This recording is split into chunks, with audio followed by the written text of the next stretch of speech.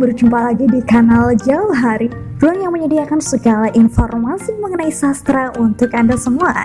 Nah, di episode kali ini, Kak Lala akan berbincang-bincang santai bersama siapa ya?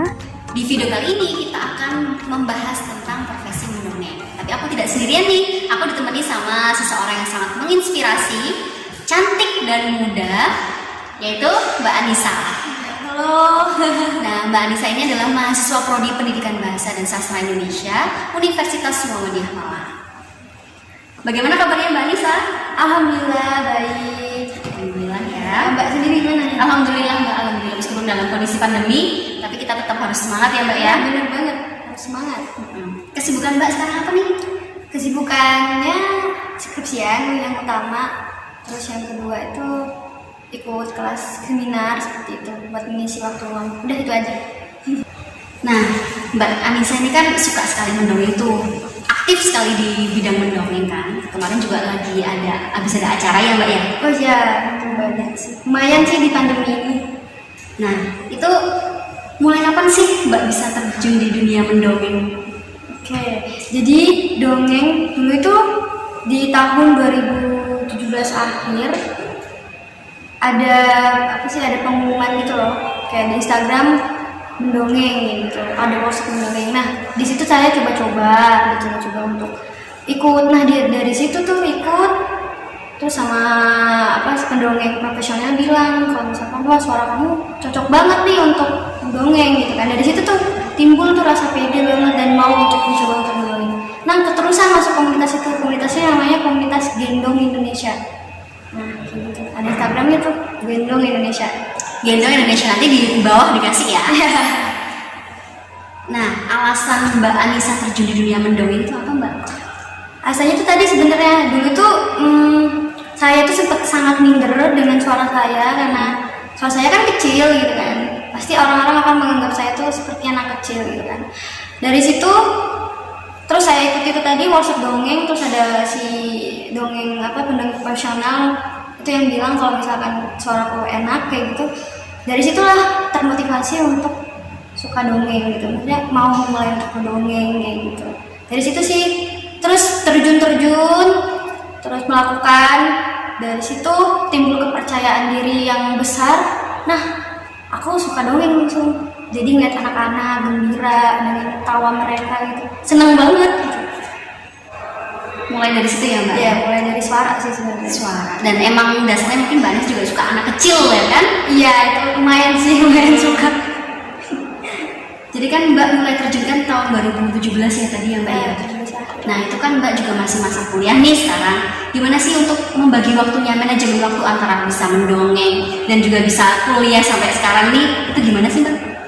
Gini sih, kan soalnya di komunitas gendong itu kan ada grupnya. Nah, pasti akan ada itu siapa nih yang mau dongeng nih, ngejawabnya siapa nih kayak gitu.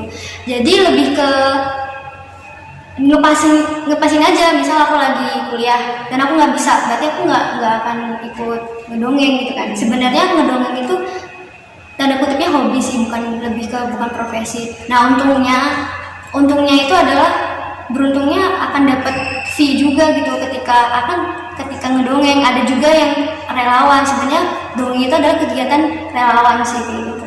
Jadi bagi waktunya adalah pinter-pinternya aku sih, kayak misalkan kalau ada kuliah, yang paling utama kan ini prioritasku kan ada kuliah, berarti aku bakal ingin kuliah dulu, setelah itu ngedongeng. Karena aku juga suka ikut kegiatan sosial lainnya, jadi ngebagi waktunya itu emang enak. Terus kalau mau kerjain tugas gitu pas lagi malamnya atau pas lagi hari apa dikerjain semuanya. Setelah itu baru tuh di hari Sabtu atau Minggu lagi free-nya tuh entah main, entah itu kegiatan sosial segala macam. Jadi ya di waktu luangnya kuliah gitu ya Mbak ya? Karena memang ya tujuan utamanya emang kuliah. Bener banget. Tapi juga gak memungkiri kalau misalkan kita passionnya apa nih harus ditingkatin juga gitu. Nah, itu benar. Sebenarnya kalau misalkan ngomongin passion ya, kalau dibanding aku passionnya ngedongeng juga enggak gitu kan. Saya kayak cuman kebetulan aja ngerasa cocok dengan dunia sosial dan aku suka bercerita. Wah, ini sih terus dibayar juga gitu kan. Why not ya gitu, langsung aja gitu. Benar. Lalu tantangannya untuk menjadi seorang pendongeng sendiri itu apa sih Mbak? Tantangannya itu sama diri sendiri sih. Jadi gini, ketika kita ngedongeng dan kita nggak ngerasain tulus di dalam hati gitu kan, pure nih, ya oke lah aku mau ngedongeng gitu. Maka cerita yang mau disampaikan ke anak-anak atau ke orang lain itu nggak bakalan keluar, nggak bakalan nyampe di maknanya itu kan. Nah, untuk tantangannya sendiri, kalau yang di era pandemi ini ya, dulu kan waktu masih nggak pandemi itu masih enak banget ya, dapatnya jobnya tuh ngalir banyak kayak gitu, terus fee-nya juga lumayan gitu bagi anak-anak mahasiswa kayak aku tuh, kayak saya tuh emang lumayan banget gitu loh. Terus setelah pandemi itu bener-bener kayak ngejob, wah gimana nih, langsung pakai online semua gitu-gitu. Ya jadinya memanfaatkan aplikasi Zoom, Google Meet, terus live Instagram, jadi platform-platform online lainnya itu emang perlu banget. Nah di situ tuh belajar untuk cara mengoperasiinnya, cara untuk digital marketingnya, gitu kan. Kan kita juga mempromosikan diri kan, gitu kan.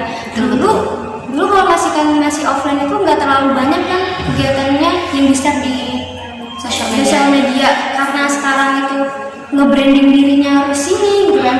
Orang biar tahu, jadi sosial media itu like ke Instagram itu emang harus kayak ini loh buat untuk nge-branding diri loh aku gitu. Emang juga kondisi sekarang kayak gini ya Mbak ya, jadi emang sosial media tuh emang lagi dibutuhkan banget gitu kan. Ini channel sosial media original kan. Tapi kan Mbak ya, kayak dunia mendongeng itu kan dianggap apa ya, anak milenial sekarang itu kayak sebelah mata nggak sih? Iya, Kayak aduh mendongeng ya udah kamu cerita ke anak kecil gitu kan. Padahal itu enggak gitu. Itu menurut Mbak gimana sih? Salah sih menurut aku, karena ngedongeng itu memang benar-benar basically banget ya, misalnya penting banget apalagi untuk pertumbuhan anak ya. Yang pertama nih, kayak manfaatnya dongeng itu bikin kognitifnya anak lebih baik, terus jadi pede untuk mengutarakan pendapat atau bercerita di depan umum kayak gitu kan. Itu menurut aku ini bahkan penting banget untuk dunia parenting ya kan, dunia ibu-ibu, bapak-bapak, orang tua untuk ngedidik anaknya gitu kan. Ketika anak itu mulai sejak kecil atau mungkin sejak kandungan nih di usia 0, mereka udah diceritakan kayak kisah-kisah Nabila atau apa sih nyanyi senandung kayak gitu. Mereka itu dengar, mereka itu belajar dari situ gitu. Setelah mereka keluar terus-terusan kayak gitu, itu akan merapatkan kedekatan orang tua gitu kan. Sekarang kan banyak ya orang tua sama anak itu nggak deket, terus rasa kasih sayangnya itu kurang ke floor kayak gitu kan. Nah dari situ kan bisa ini apa sih, kedekatan orang tua, anak itu mau untuk bercerita ke orang tua, terbuka ke orang tua gitu kan. Nah itu yang aku pelajari banget kan, apalagi di komunitas gendong itu aku dulu juga banyak orang-orang tua malah. Jadi orang-orang tua sama anak-anaknya gitu kan. Jadi di situ juga belajar parenting gitu kan. Nah, gimananya untuk anak milenial nih menurut aku, ada sebuah cerita nih. Dulu itu kan tahu kan yang tsunami di 2004 di Aceh. Nah, betul. Itu kan parah banget kan kerusakannya. Nah, sebenarnya di balik itu namanya di Pulau Semelu. Pulau Semelu itu pulau yang hampir berdekatan dengan Aceh. Nah di situ dia punya cerita rakyat atau dongeng yang namanya Semong. Nah di Semong itu ternyata isinya itu adalah mitigasi bencana tsunami kayak gitu. Jadi tuh aku lupa, agak liriknya agak lupa. Cuman lebih kayak dia itu lebih ke senandung dan bilang kalau misalkan ketika air surut terus habis itu kalian cepat-cepat untuk lari ke tempat yang jauh lebih tinggi dan segala macamnya. Nah terbukti pas tahun 2004 itu yang lebih yang di Semelu itu nggak banyak orang yang meninggal gitu kan. Korbannya nggak banyak, nggak sebanyak yang di Aceh kayak gitu. Itu udah ada risetnya ya. Menurut aku itu valid banget. Dan kekuatan ngedongeng itu adalah kekuatan yang untuk mempengaruhi gitu. Kita itu bisa banget untuk ngasih nilai moral dan kedekatan untuk ngasihnya itu enak gitu loh. Ngedongeng itu nggak melulu untuk anak-anak gitu kan. Untuk aku pun gitu, untuk kamu gitu, untuk saya dan semuanya, mereka itu juga perlu gitu kan. Akhirnya ada step-stepnya gitu kan. Kalau misalnya untuk anak-anak berarti di dunia parenting gitu kan. Dan sebenarnya dongeng Indonesia itu dongeng yang lebih general gitu kan. Kayak ada cerita folklore itu kan Timun Mas gitu kan general, nggak cuma untuk anak-anak gitu kan. Ada nilai moralnya kan di situ kan.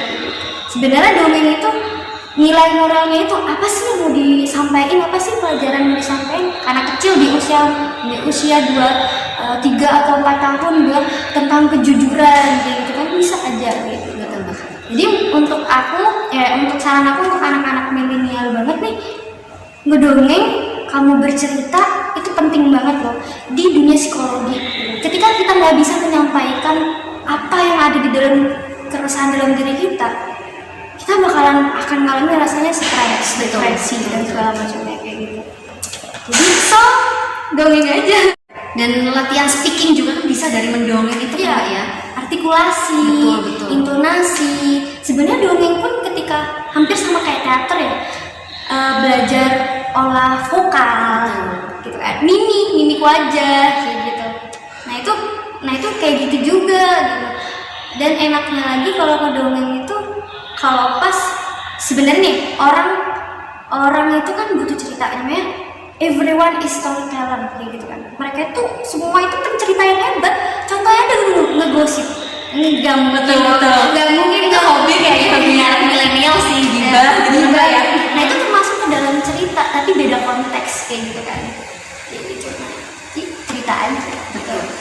Jadi sebenarnya mendongeng itu media nggak sih, Mbak? Padahal Media. sebenarnya kita juga setiap hari juga mendongeng. Dengan orang tua kita cerita itu sebenarnya juga udah mendongeng kan, Mbak, ya. Dengan teman kita saling berbagi itu kan juga mendongeng. Tapi memang dalam tanda kutip. Kalau mendongeng kan memang harus kamu udah ada apa nih materinya apa, menyampaikan apa, dan pesan moral yang disampaikan juga memang nggak secara langsung kan, Mbak. Kalau misalkan kita kayak misalkan nih orang tua memarahi anaknya langsung kan the point. Tapi kalau mendongeng kan kamu ngasih something ke seseorang tapi dengan secara yang tidak langsung gitu kan, Mbak, ya. Iya, benar banget. Jadi untuk ngedongeng pun nih ada tuh namanya teknik critical thinking juga nya. Critical thinking itu penting banget. Iya. Jadi kalau kita milih dongeng nih, nggak mungkin dong kita milih dongeng di usia tentang level 1 atau level 1 itu sekitar SD gitu ya. Tentang cerita yang anak muda banget. Nggak mungkin kan, itu nggak cocok, nggak relevan kayak gitu. Nah itu juga untuk bikin dongengnya bikin naskah dongengnya itu juga butuh critical thinking juga. Jadi belajar kayak gitu juga orang dongeng itu. Keren sih kalau misalkan emang dimulai dari dini. Emang kan sekarang juga PAUD, TK itu kan emang dilatih untuk critical thinking ya. Jadi emang mendongeng ini salah satu cara untuk kita belajar juga cara berpikir kritis tuh gimana sih gitu. Menghadapi masalah juga kan bisa, Mbak, ya. Bisa banget. Problem solving ya. Nah, gini, Mbak, ini kan bisa banyak nih anak milenial tuh yang ragu, takut gitu untuk masuk dunia mendongeng tuh takut. Gimana sih menurut Mbak biar kita semangat, biar kita nggak takut, nggak ragu untuk masuk dunia mendongeng? Coba aja dulu. Semua itu dimulai dari coba aja dulu, mulai aja dulu gitu. Ya awalnya pun aku pun kayak ragu banget gitu, diterima nggak sih di dunia ini, maksudnya di dunia mendongeng ini orang-orangnya bakal baik nggak sih? Nggak usah kebanyakan mikir, nggak usah kebanyakan overthinking dengan hal-hal yang nggak kejadian gitu. Langsung aja mulai aja dulu gitu. Nah setelah kamu ngerasa nyaman di situ, kamu bakal dapetin patternnya sendiri, langsung dapetin enaknya sendiri gitu. Kalau misalkan kamu di dunia dongeng, ini bukan aku banget, bukan saya banget gitu, kayak ya udah lepas, cari hal yang emang kamu banget kayak gitu. Nah setelah misalkan ini enak gitu, ya udah latih kepercayaan diri, lama-lama kan kagok gimana. Itu juga ngelatih social skillnya juga gitu. Jadi tadi udah ngomongin banyak nih sama Mbak Anissa kan ya. Kita juga belajar apa critical thinking, kita juga belajar sosial sama seseorang, sama orang lain gitu kan. Kita juga belajar cara menghadapi masalah, problem solving juga bisa melalui mendongeng gitu kan. Jadi terakhir nih kata-kata dari Mbak Anissa untuk kita semua yang ingin terjun di dunia mendongeng. 3 kata aja, Bang. 3 kata untuk kita semua yang ingin terjun di dunia mendongeng.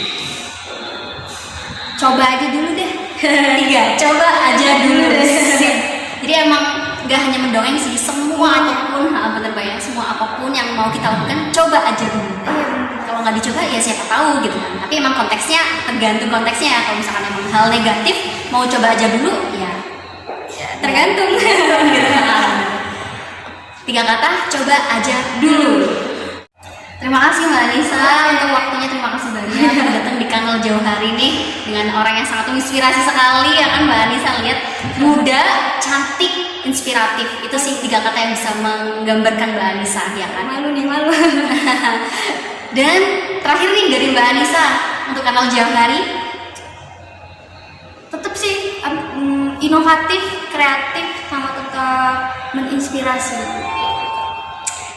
Minggu depan di jam yang sama kita akan belajar teknik mendongeng masih bersama Kak Anissa dan Kak Lala. Jadi jangan lupa ya, tonton terus kanal Jauh Hari. Sampai jumpa. Jangan lupa like, comment, subscribe di kanal Jauh Hari.